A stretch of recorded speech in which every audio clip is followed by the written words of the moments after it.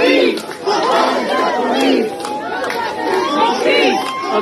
the police! Abolish the police!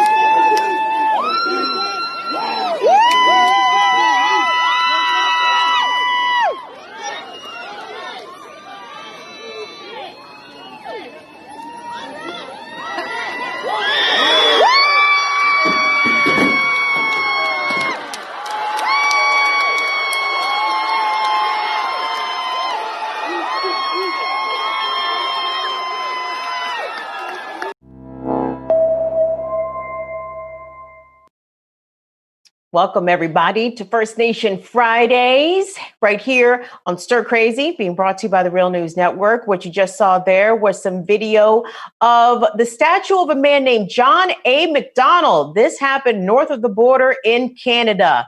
John A. Macdonald was a staunch assimilationist, someone who advocated for residential schools in Canada and was generally horrible to the First Nations people of Canada. So that statue came down recently. That was posted on the account. Who posted that originally? I'm not sure who the original poster of, but Terrell Tailfeathers, a Blackfoot man, posted that video and it got retweeted a bunch of times. So that's just another way we wanted to set off our First Nation Fridays. We love to see the symbols of colonizers and genocidal people come tumbling down, especially here in the year 2020. I feel as if this is hopefully a year of new awakenings, not just in the struggle for Black lives and the movement for Black lives, but the struggle for Indigenous lives and Native American lives and First Nation lives and all of the things that surround that issue of restoration, of sovereignty, of justice.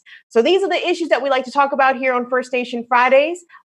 We have a whole lot of things to get into, but before we get into any of those, let's get into this panel. Let me introduce three ladies that I've gotten to know over the last several weeks, and it has me always looking forward to these Fridays. The every other Friday of the month is amongst my every other favorite Friday so far since we've been doing Stir Crazy. So joining us today, the executive director and one of the founders of Crushing Colonialism, Jen Deerinwater, journalist and activist, Desiree Kane is joining us, and Johnnie Jae, also a journalist and activist, joining us today from California. Ladies, I'd like to thank you all so much for being here once again for First Nation Fridays. It's so wonderful to see all three of your lovely glowing faces. How's everybody doing?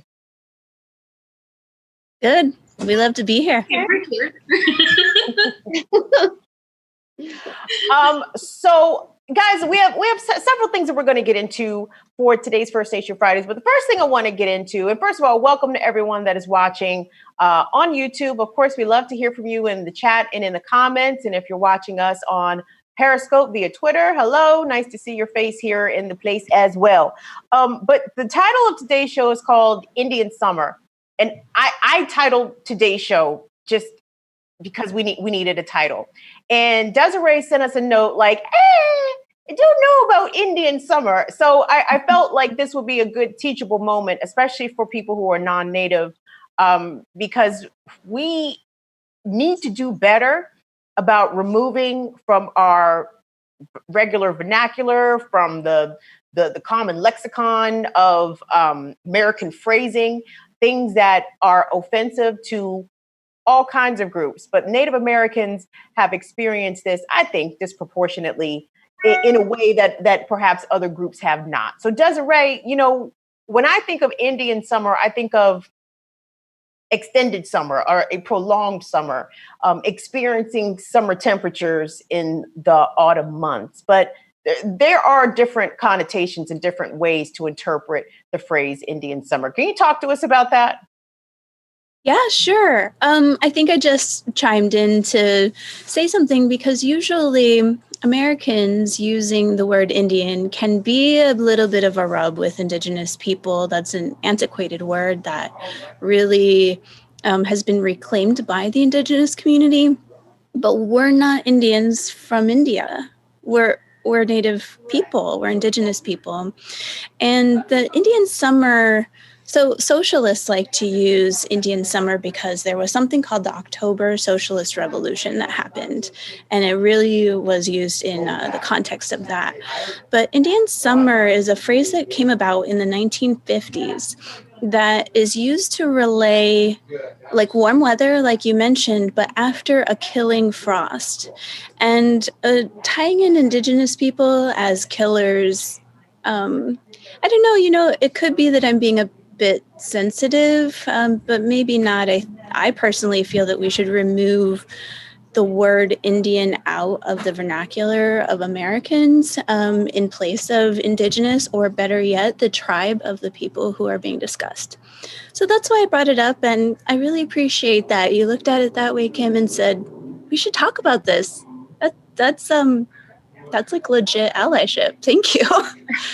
Well, of course, but I think most people who believe themselves to be on the right side of things, right? I mean, I don't want to go around just sounding ignorant, you know what I mean? So if you all can instruct me to do better, so hopefully I can instruct others to do better, then that is how we make progress. Johnnie, what is your take on the phrasing of Indian summer? Do you see it as something that should not be phrased that way? Should we call it Indigenous summer, or should we just say, damn, it's hot in October? We don't have to call it anything in particular. What is your take?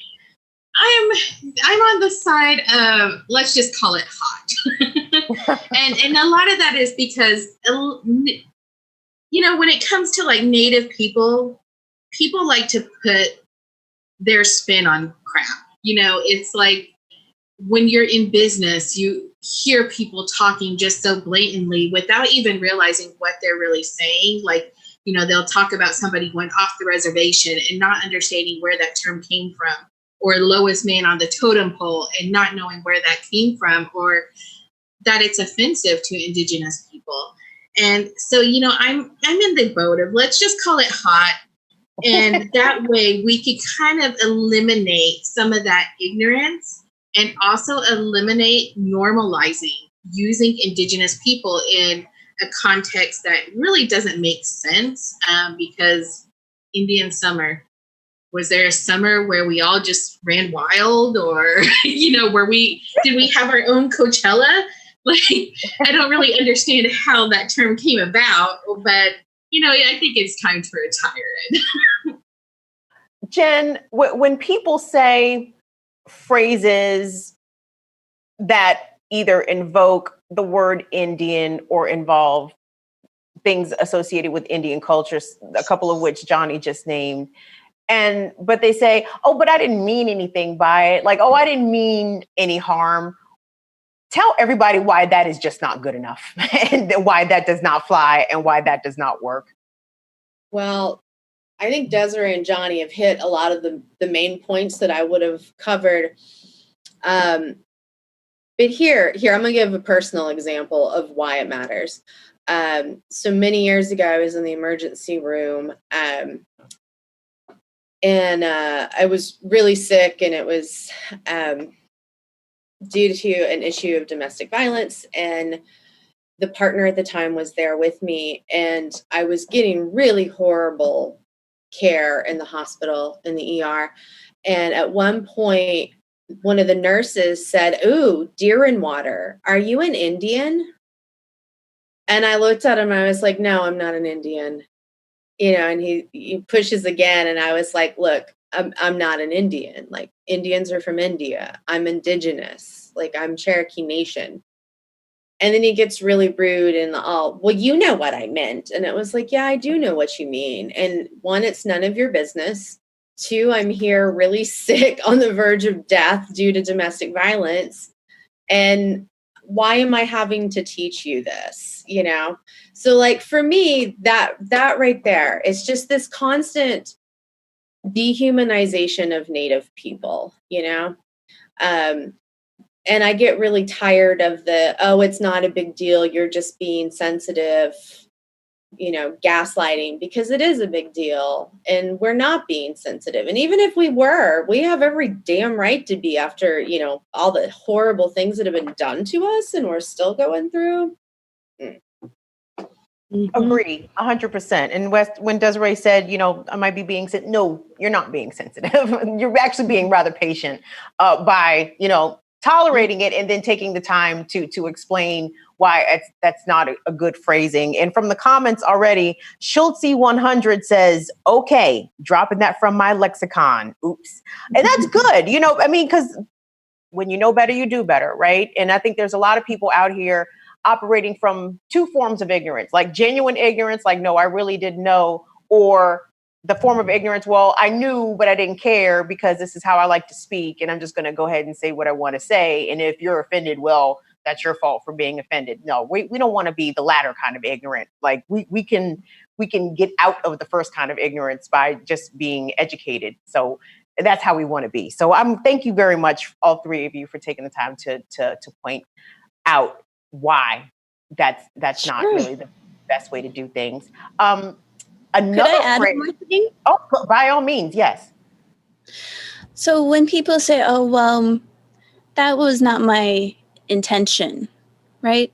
So we talk about in the realm of social justice and being good to one another about the difference between your actual impact and your intention, because I can punch you in the face but not mean to, but it still hurts, so you have to think about the actual impact of how those words are being used. And I think with Indigenous issues and Indigenous language a lot, people have the question, well, if you don't want me to say Indian, what should I say? That's a pretty common question just because people don't know. The American education system doesn't inform anybody about Native truth. And so the answer to that is usually when you're addressing an individual, if you know their tribe, you should be referring to them by their tribe. And if you don't know their tribe, it's probably safer just to say Indigenous or Native, but really probably don't use Indian. That was a misnomer because Columbus thought he was landing in India, and we're not in India. So, yeah. Isn't that amazing? Like the pervasive ignorance of a colonizing European has managed to survive for hundreds of years. And people still use the terminology that this dumb son of a bitch used 500 years ago. And here we are still doing it today. Like, oh, well, we didn't know. No, it's been 500 years, goddammit. We should fucking know by now and be doing way, way better. Way, way better. I see all the nodding heads. Yes. Okay. Yeah. And it also, it kind of goes back to just like everybody have an agency over how they want to be identified as. It's like if Natives want to say, oh, because I work with a lot of different organizations. One of my favorites is Indian Youth of America. Like if we want to say Indian, and I also call myself the Indian in the bubble because, I'm basically in a bubble. I think it just like asks people how they want to be identified rather than just guessing or assuming, because, it's better because, there's some people, and it's such a huge conversation in any country. If you ask somebody, what do you prefer to be called? Because there's some people that would prefer to be called Aboriginal. There are people who have issues with that term. You have Indigenous, but there are also Natives who have issues with being called Indigenous. So, it's better just to ask an individual like how they would like to be identified as rather than just assuming, because you never know what Native you're talking to, and you don't want to, offend somebody. And even if unmeaning to or just an accident, you never know. And you could get punched in the face. I mean, just out of ignorance, I've had people constantly, make references to, oh, you look like Pocahontas, or, trying to find those little pet names, and I think the one I hate the most is when people call me Tiger Lily, because I did have a job interview where, it seemed to go fine. But then as I was walking out, he picked up the phone and he was like, that's a no on Tiger Lily. And I was like, what the flip? Like, what? And so I have issues with that. So, it's better to ask people like what they prefer to be identified, and don't assume and don't try to use pet names if you don't know the person or you don't have a connection. because it's bad. It's just bad all around. So I think it's just better to, kind of understand if you hear a Native and they're referring to themselves as an Indian, that's okay for them to do it, but it's not okay for you to do it. You know what I mean? Let me ask you guys a question before we move on to the next thing, because just from having this conversation, just thinking about experiences over my life and how I have witnessed Native American people being referred to or being treated, I feel as though racism against Native people is way more tolerated than it is against other groups. And we all know this is America, white supremacy reigns supreme, and they will break out that racism against any and everybody, even intra-white racism, when we get into the hierarchy of how Europeans see themselves. But I feel as though casual racism against Native people is par for the course. And I think the name of the Washington football team being allowed to persist for as many decades and generations as it did is a really good example of that. Also, the mass.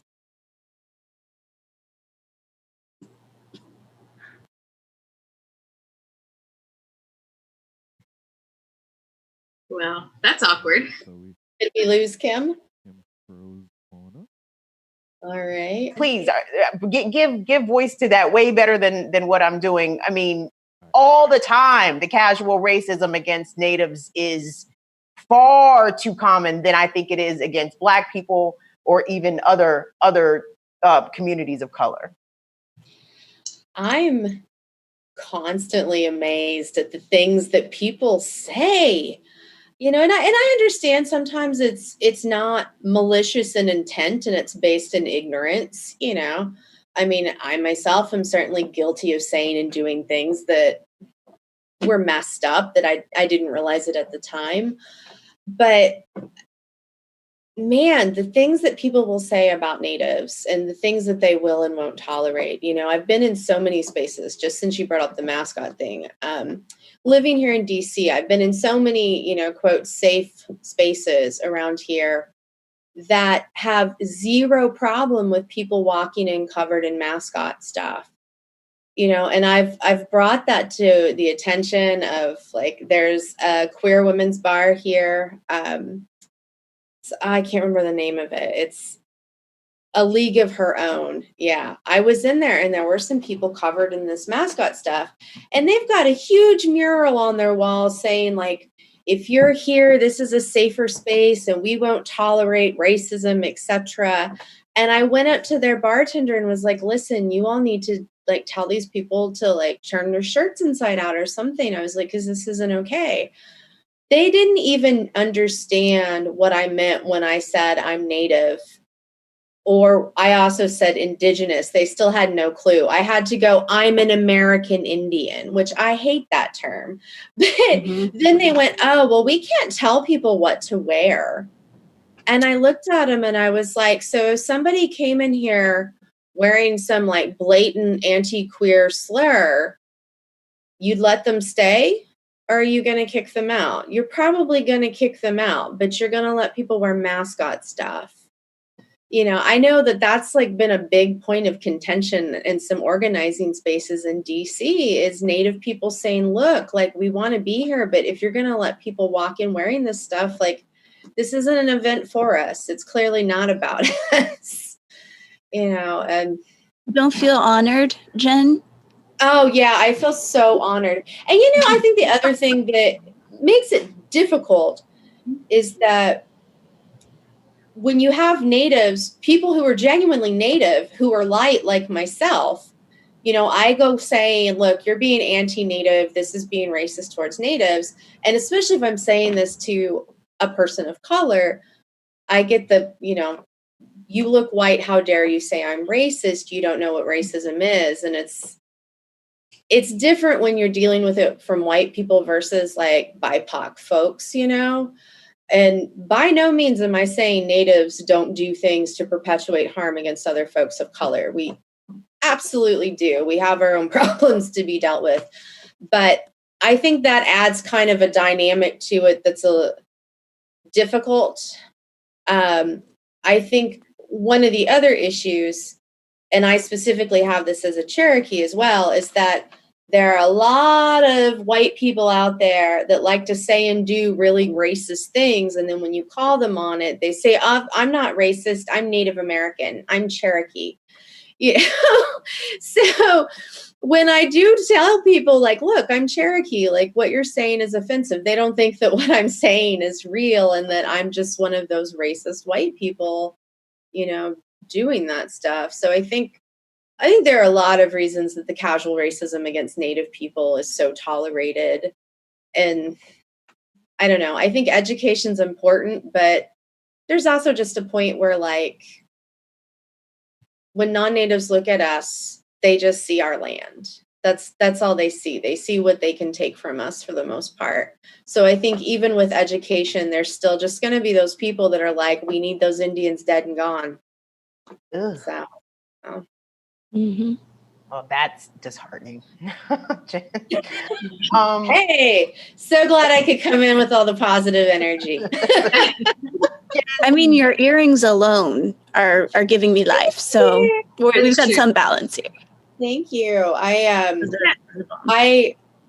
been wanting to do this forever, but I got a medallion made with my organization. Awesome. Here, let me go. There we go. With my organization's logo on it. So it says Crushing Colonialism. Oh, dope. And it was by Aaron Oseife. There we go. Anyway, he made it for me. And so today's the first day I'm wearing it. And I was like, oh, let me get out my yellow earrings by Colored Girls Hustle. There we go. And normally I wouldn't be giving free advertising to people, but, you know, Native and Black women and, you know, folks. So go buy their goods. We are totally here for it. Well, speaking of casual racism against Native people, there was a hashtag that was floating around social media this week. Hashtag stroke a hauntist. A hauntist, listen to me. Dwayne, we have a video for that. Let's run that. And then I want Desiree to come enlighten us about hashtag stroke a hauntist. Stroke a hauntist is now trending because there was a book that reported that Donald Trump had multiple mini strokes in November and Mike Pence was put on standby to take over the presidency.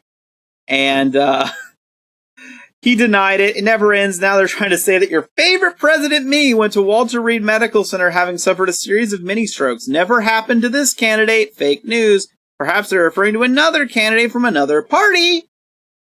And as you can see, people are having fun with it. We do have, of course, as I said, here's his tweet here. His supporters are, release your medical records. That'd be pretty simple, right? Must release the history and physical documentation from a visit to Walter Reed Medical Center. The chief complaint and history of the president's illness section should detail exactly why President Trump visited the hospital. It's not much to ask from the commander-in-chief. And of course, clips like this are spreading because it sounds like someone who's had a couple strokes. It's water. And then they have cans of soup. And they throw the cans of soup. That's better than a brick because you can't throw a brick. It's too heavy. But a can of soup, you can really put some power into that, right? Yes, sir. And then when they get caught, they say, this is soup for my family. They're so innocent. This is soup for my family. It's incredible. And you have people coming over with bags of soup, big bags of soup, and they lay it on the ground, and the anarchists take it, and they start throwing it at our cops, at our police. And if it hits you, that's worse than a brick because it's got force. It's the perfect size. It's like made perfect. And when they get caught, they say, no, this is just soup for my family. And then the media says, this is just soup. These people are very, very innocent. Pictures like, oh my, he's losing it. These are just protesters. Isn't it wonderful to allow protesting? No. And by the way, the media knows it better than we do. They know what's going on. I don't know what's wrong with them. They're doing our country a Can't keep up with the conspiracy. Soup people in shadows. We can't find the soup cans. Okay. Who was that dude, by the way? I thought one of you guys put that video on the doc because I didn't know who that guy was. Not that it matters. I threw it in there, but I didn't know who he was. It was just one of the first things I could find. Well, that's fair. So let's parse this out. So this was obviously anti-Trump people pushing this hashtag as a joke, in a reverse joke, I guess, because Trump refers to Elizabeth Warren in that way, using the name Pocahontas. So this was liberals' way to own Trump by flipping the name in a way that was derogatory towards him. But no, it doesn't work that way. Desiree, explain to us why this was even trending and who was the main people that you saw utilizing this hashtag. Oh my word, it was leftists, like liberals, right? So, and Democrats, not progressives. Our allies. It was us, being terribly, not just like anti-native, but that was extremely like ableist and ugly, right? To just go for President Trump at the expense of folks who have experienced strokes, who it has impacted their life, and Native women. Pocahontas is the most famous missing and murdered Indigenous woman. Everybody's heard of her. We have an epidemic of missing and murdered Indigenous women. And it goes back to, President Trump. He's trying to get a dig on Elizabeth Warren and her whole genealogy debacle, which I can only describe it as like a dumpster fire. But going after President Trump at the expense of Indigenous people and at the expense of people who have experienced medical issues, that's just, it's like not cool. It's very ugly. It's tacky. And frankly, it's got racial overtones that are just disgusting. We don't need to stoop to his level as the left to get a dig on this terrible rapist, sexist president. And that's what happened. The left was like, oh, haha, like no education about Native people or Native struggles. We're just going to go for it. Ha, ha, ha. But what actually happened was Native women were degraded. And I don't think that that's a win, right? You don't go after Trump by harming Indigenous people and folks that have experienced a stroke. It's just ugly. I really appreciated Rebecca Nagel. She's a media maker and journalist, actually from Jen's community. She's Cherokee. Her commentary was really good. If you want to go look up Rebecca Nagel for more like expanded context. But basically, it was so uncalled for and just completely like big time cringeworthy. Johnnie Jae, I know that you had a couple of threads put together about Strokeahannas on Twitter. What are your thoughts about what you saw and who you saw it coming from? And I guess the willful ignorance, is it safe to call it that, or intentional ignorance of so-called leftists, so-called woke people gleefully using this term against Trump? So very intentional, because this isn't the first time. Just like earlier this year, it was Brokahontas, again, trying to throw a jab at Trump, and it was uncalled for. So Native people have for years been giving non-Natives education, resources to understand that when you do variations on Pocahontas' name, you're disrespecting her legacy, you're disrespecting her living relatives and her people, and you're not letting her spirit rest. And there's so many resources, and Native people have said it time and time again that this is not okay. When Brokahontas happened, Native people were right there trying to educate people that this is not okay. You think you're hurting Trump, but you're not. You're degrading Indigenous people. And I was so angry with this one because I did see a tweet from an account, and I was laughing because it just made me so angry that this person was trying to defend their use of this term and was like, I will step on anybody. I will do anything to weaken Trump. And I was sitting there thinking, like, how does that weaken Trump? Because this is a man who is unapologetically racist. He is a sociopath. He does not give a crap what you say about him. It does not hurt him. It doesn't hurt his feelings. It doesn't weaken him or his campaign at all. But what it does is it degrades Native women. It degrades Pocahontas. It degrades this just idea that you're supposed to be better. Like, you want people to say, oh, Democrats are better, leftists are better. We're not like maggots. But here you are acting just like them. Like, there's no difference. And it kind of goes back to, what we've said in this panel time and time again, when it comes to Democrats and Republicans, same wings on, different wings on the same bird. There's no difference in the way that they behave. They don't care about justice. They don't care about liberty. They don't care about even America. What they're worried about is this political pissing contest that they have between each other and just wanting to throw jabs. They don't care who gets hurt. Like, they have no moral conscience at this point. And I really wish they would stop pretending to, because if they wanted to be better, if they wanted to prove that they were the better choice, then they would be behaving better. And it is so disgusting. Like, I am so angry about it. But also, I think it's important that when you're discussing Pocahontas, you really need to defer to her living relatives and to her tribe, who have said time and time again to let her spirit rest. Keep her name out of your mouth. Let her spirit rest. And it goes for natives too, because there's so many natives who are not from her tribe who, try to take this narrative. And, it's been kind of ongoing where because of the missing murdered Indigenous women, that it just makes sense that because of Pocahontas' story that she would be lumped into that. But her people have said time and time again, please don't do that. It was a different context and we need to let her spirit rest. Don't be trying to bring her back and use her as a mascot for a movement that is current.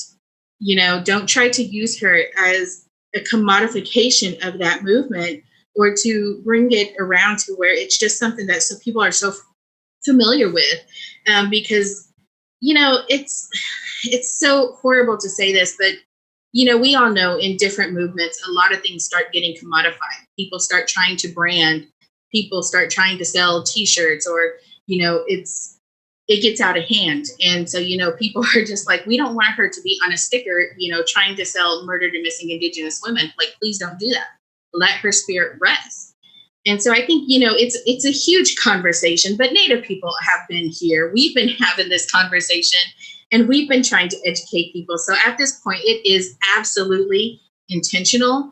And, just like this account said, when they said they will step on anybody, they will walk on whoever, they don't care who gets hurt in the process. We need to listen to them because they are telling us exactly who they are.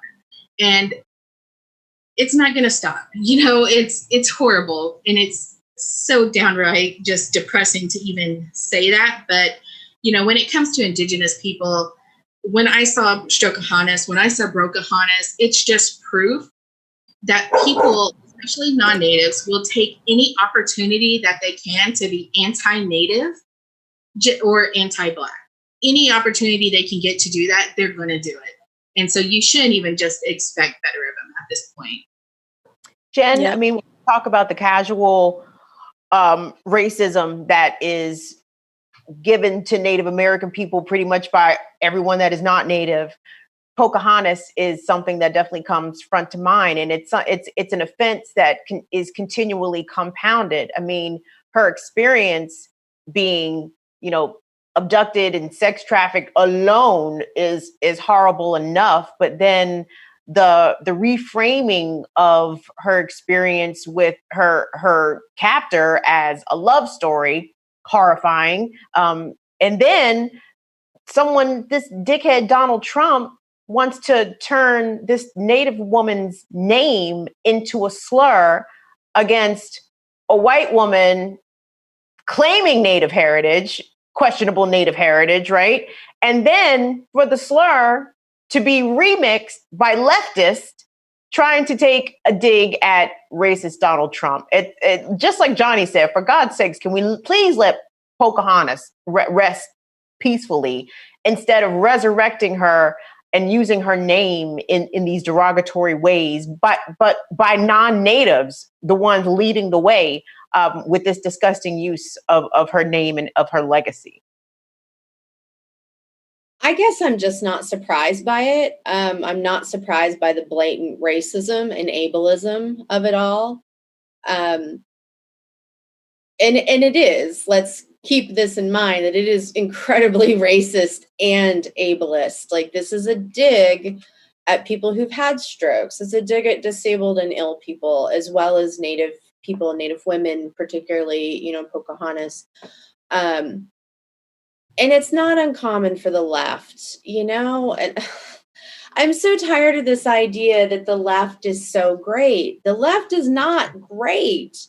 It has a lot of the same mindset and attitudes of the right wingers. There's racism, sexism, transphobia, all of those different things exist within the left, and all of them exist within the Democratic Party.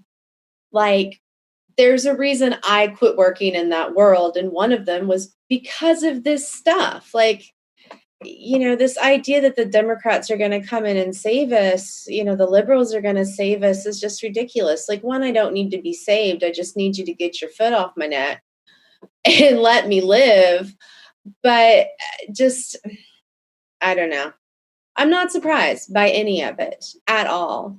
You know, all the years that I had to uncomfortably laugh off like racist comments and jokes being made about natives while I was working on campaigns.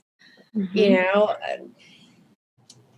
I had to hide my health issues and disabilities because I was afraid that I wouldn't be able to get work if word got out that I was like chronically ill and disabled. You know, I mean, I just know from my own experiences and what I've seen, like, this is not new. This is the left. And something that I find kind of ironic about all this stuff as well is that when the Democratic National Convention happened, you know, I wrote a piece for Truth Out about how, you know, this was the DNC with the largest Native gathering presence ever, which doesn't take much to do that.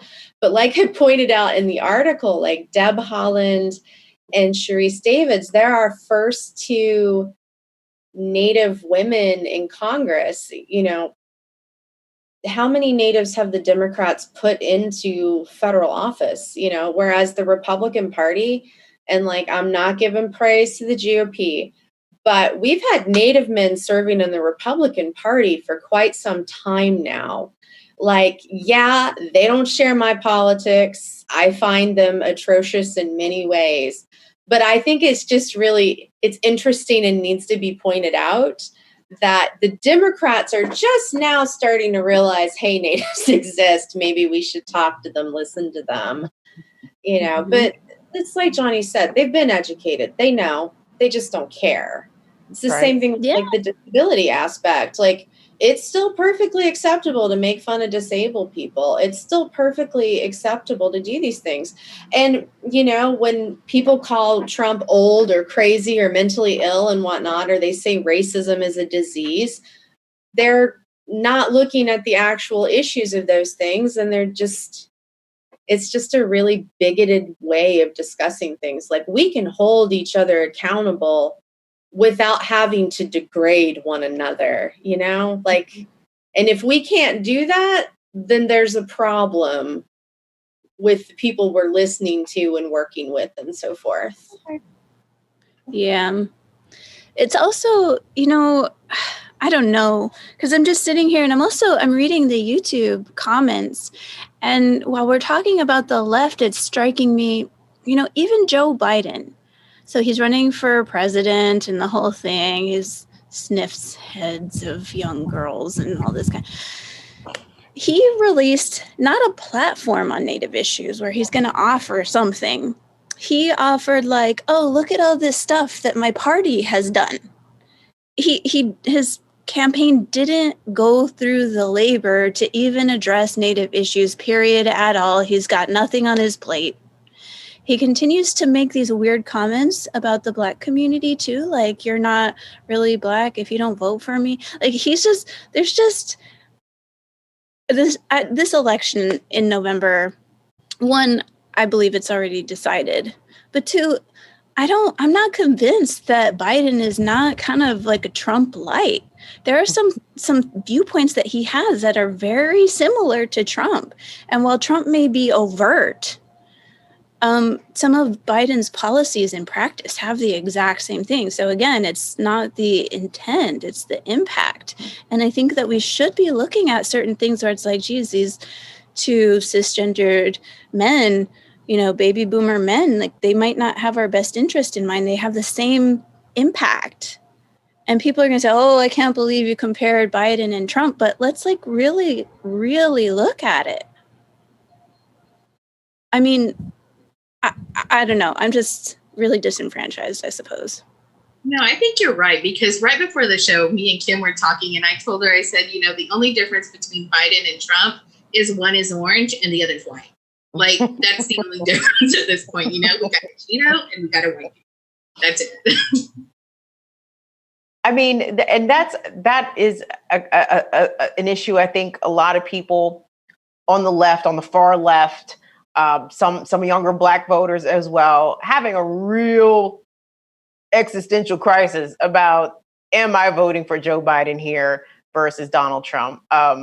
I've talked about this a lot on Stir Crazy. I live in a reliable Democratic state. My state's going to go for Joe Biden if I vote for Mickey Mouse, right? It doesn't really matter.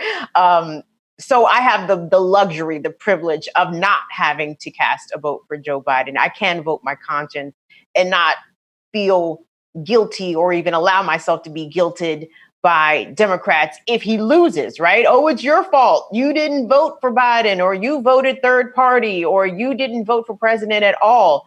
I'm not here for vote shaming of anybody. I think this is America, right? You should be able to vote whoever you want to vote. But I do understand that the stakes are high. And perhaps if I lived in a contested state, I might vote differently, but I don't. So these are not questions that keep me up at night. But yeah, no, Desiree, you're 100% right. I mean, when you look at Biden and Trump, it's like, okay, well, Trump, for example, wants to open up the Arctic National Wildlife Refuge for oil drilling.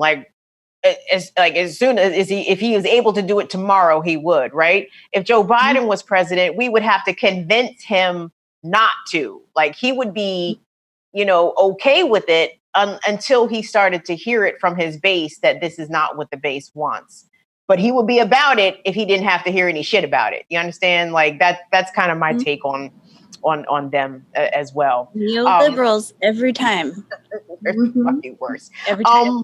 From the comments, we've got some comments, ladies. Paul X BSOG says, hating 45 does not excuse racism at all. It's just playing into his game, which is correct. I know Black Magic had something to say. Black Magic says, both sides defend this racist colonial system and only want to control it at the helm, not change anything. That's correct. 100% correct. Ladies, I want us to move along because there was a story. I don't know who posts some of the stories in our show docs sometimes. So when I see them, I'm like, ooh, this is a surprise. But it was a story about a homeless encampment in Minneapolis that mostly houses Native people. And, Jen, you've talked about this. Johnnie and Desiree, I think you guys have also spoken about this to another extent, about the experience of the urban indigenous person. People automatically assume when they hear Native American, oh, they must come from a reservation. They must live on a reservation. No, that's not the case. And the experience of people who are Native also living in cities is a very different experience. But a lot of people, especially in this economy, are hurting worse than they have ever before. And the Native communities in the city, the urban Native communities are not immune to that. Dwayne, let's take a look at that video if we could.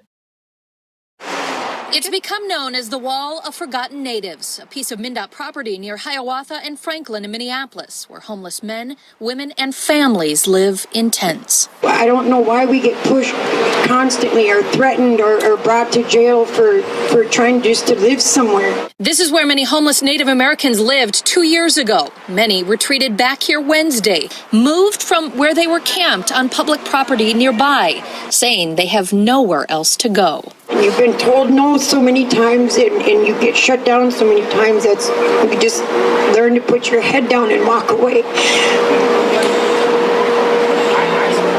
You've become empty and hopeless. Native leaders say the inaction and lack of accountability from all levels of government has put them right back here in the very same position they were in 2018. We need to do better for our Native and non-Native relatives who are sleeping outside and sleeping in places unfit for human habitation. Native American leaders say the weather is changing. Winter will be here soon. Something needs to be done now. This is the third winter in a row that our community has had to call out to our state, county, and city elected officials to help us put a plan together to save lives and to care for people who are sleeping outside. Leaders are demanding elected officials who control the resources to support the community and find housing. Without our people and without the support,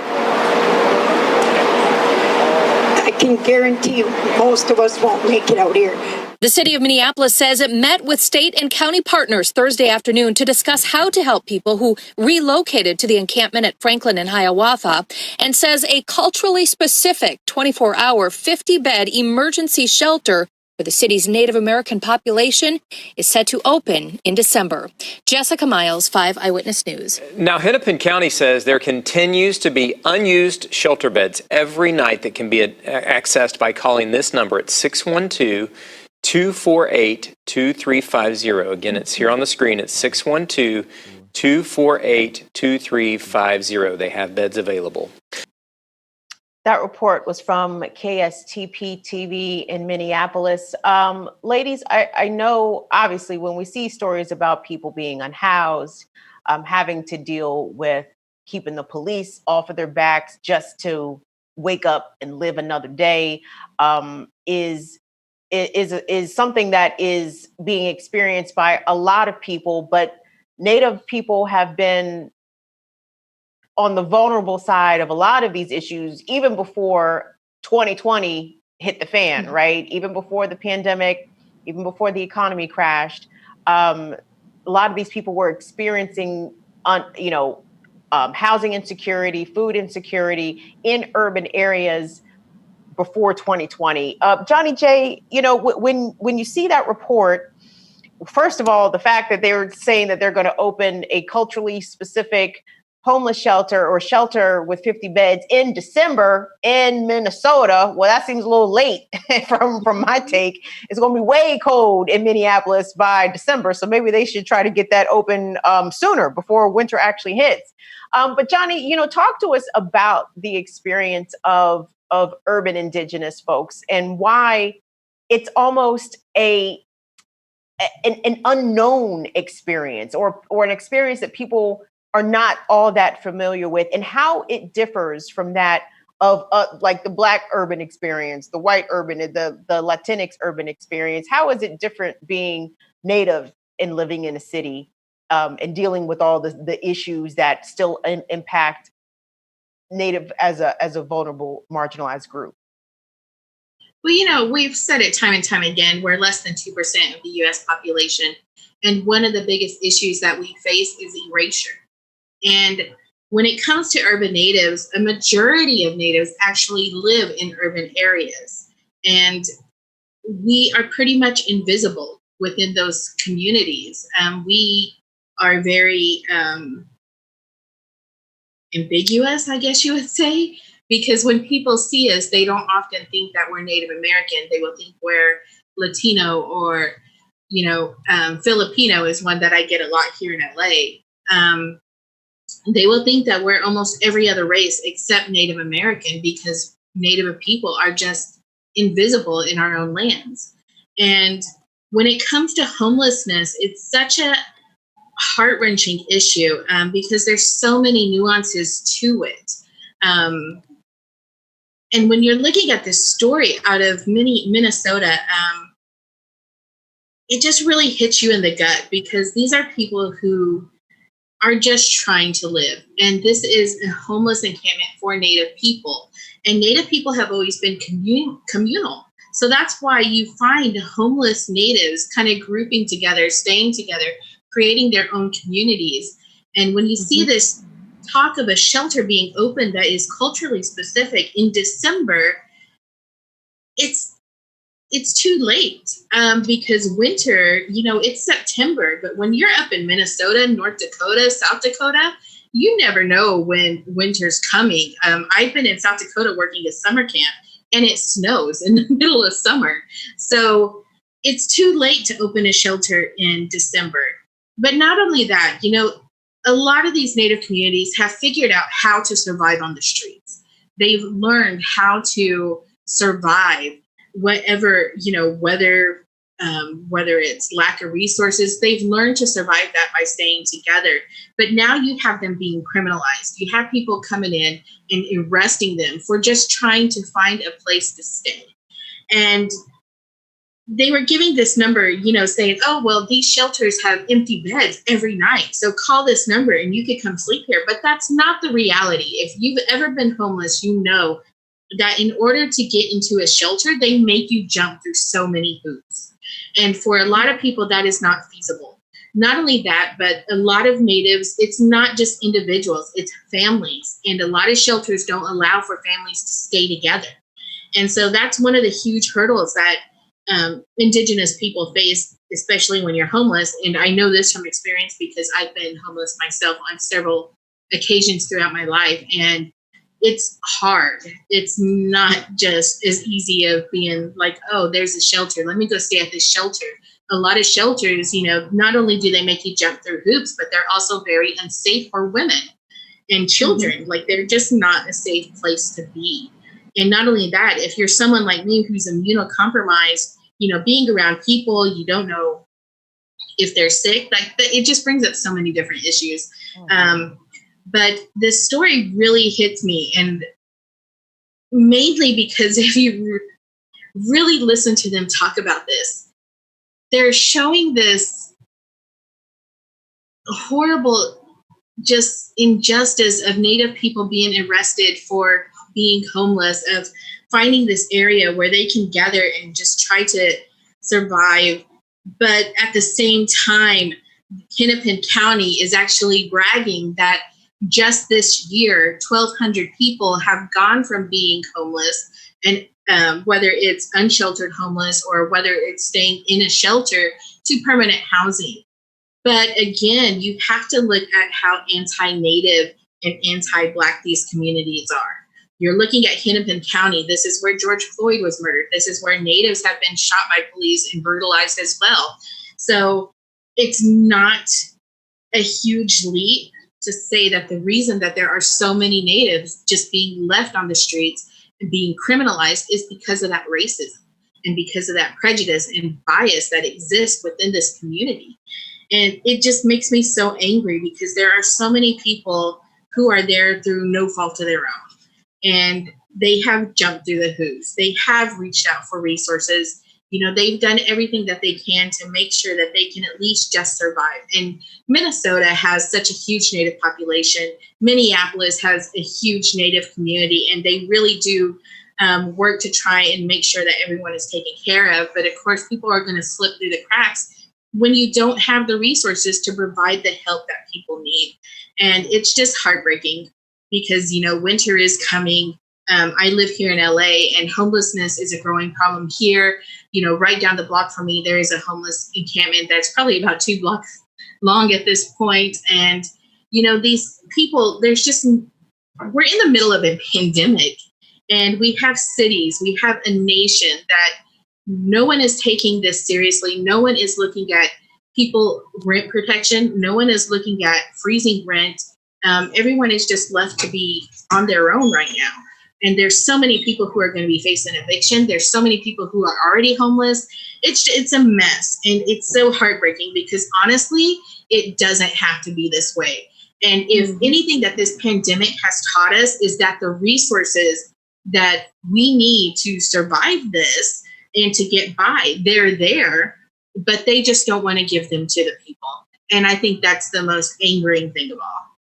And, you know, obviously, Johnnie, you bring up an excellent point when you talk about resources and so-called lack of resources. We know that the government doesn't lack resources, right? It's about where they choose to spend it. And when we see the budgets of these police departments being hundreds of millions of dollars, even billions of dollars, depending on where you are, Jen, without a doubt, abolish the police and defund the police is a Native issue when we are seeing the police being sicked upon unhoused Native communities just because they are unhoused. Yeah, I mean, I think law enforcement gets used on houseless people all the time, Native or otherwise. I see it all the time in DC. You know, Metropolitan Police Department gets called in to clean out an area where there are tents set up where houseless people are sleeping. You know, I've watched them push around. There's a houseless man that I was just kind of sitting back and watching as he was getting some care from EMTs, and then the police show up and the police are like, "You have to leave." And he said to them, "Well, I'm homeless. Where do you want me to go?" And they're like, "We don't know, but you can't be here." And he's like, "So if I walk down the street, you going to come down there and tell me to move again?" And that's what law enforcement does with houseless people. That's how they treat them. And for Native people, we have been moved around since 1492. We are constantly being moved, whether it's putting us in a reservation or it's, you know, the 1950s termination era when the United States government made so many promises to our people, telling them move to urban areas, you'll get good schooling, good jobs, good housing. And then we moved to these cities and we got here and there were no good jobs and there was no good housing. There was no money. It was just another system of poverty. And, you know, you have to think too, like there's a reason certain communities have higher rates of houselessness, you know, and when you look at a history of trauma, that's going to play a role. You know, we know Native people have extremely high rates of disabilities and chronic illnesses. Well, disabled people have really high rates of houselessness because finding disability accessible housing is really hard. And then to find affordable disability housing is practically impossible. And that goes too sometimes with shelters. You know, even if a shelter is ADA compliant, that doesn't mean that they have people on staff who know American Sign Language, for example. You know, like there's a reason certain groups of people are houseless, you know, and it's the same thing with queer folks and for gender nonconforming people, you know, trans, non-binary people, two-spirits, they get discriminated against and turned away at shelters all the time. It happens all the time. In Los Angeles, the houseless rate was so high for Native people that there's an area in downtown LA known as Indian Alley because there were just so many houseless Native people there, you know. And it doesn't have to be this way. There's no reason for anyone in this country to be without a home, food, education, healthcare, none of this stuff. And there's sure as hell no reason for Natives to be houseless on our own lands. Like there's just, it's not a lack of resources. It's purposeful, you know? The CDC on September 1st actually temporarily halted evictions because 23 million Americans were facing eviction. 23 million. They cited COVID-19, and again, it's temporary. A lot of the different states have put moratoriums on evictions, but at least what's happening in Colorado, houseless relatives, if they're forcibly moved by police, their option is to go to the Western Stock Emporium where they auction off cattle, and there are armed Army Corps of Engineer officers there at the shelter cattle auction thing. The women and non-men, the option, so everybody is separated, you can stay indoors, but the cattle auction arena is built on an environmental Superfund cleanup site. So they have put the women and non-men up for the show, just like cattle, and put people in an unsafe environmental Superfund site with armed guards. Like, I know very little about COVID and I just have been quarantined because I have reactive airway disease from police violence at Standing Rock. But you can't, that's not an option for people. And then to put, firstly, armed Army Corps of Engineer guards, like, what is this, prison? The thing that's really starting to concern me is like, okay, so we've got these two situations. We have a lot of unhoused, like landless Indigenous folks. The private prison system is becoming like a housing authority for Native people because they've criminalized so many people. So you can go into a jail, you can go into a cattle auction jail, or you can be with your relatives in a communal setting where things are open air and feel safer and have the psychosocial support that is needed when you're experiencing houselessness.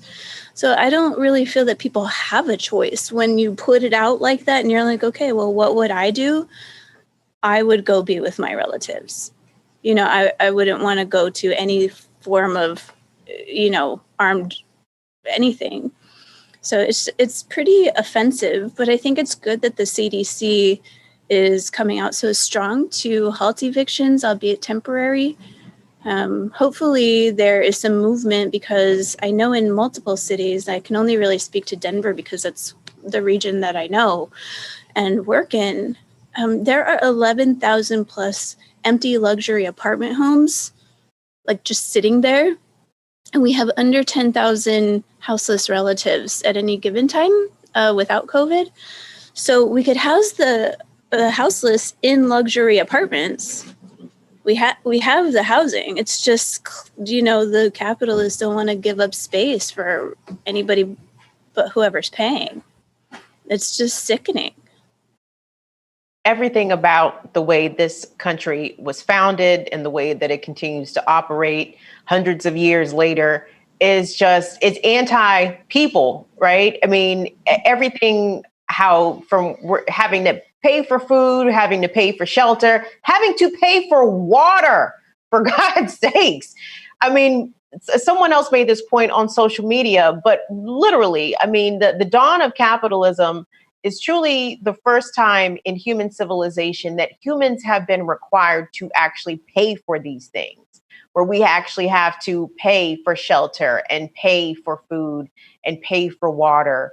And it's unnatural. It's inhumane, quite frankly. And hopefully in our lifetime, ladies, we will see the end of this devilish, unjustified system of being, because capitalism only serves a very small few, and especially it is completely antithetical to the way that Native and Indigenous people lived for tens of thousands of years unbothered by Europeans and by capitalism. And not to say there wasn't intra fighting between tribes over resources and land during that time, of course, but it was not like it is right now. So yeah, I hope that we can come to the conclusion of this, and I hope that we will be alive to see it. But unfortunately, we have run out of time for this First Nation Friday. Now, before we say goodbye, Jen Deerinwater, I know there was an event coming up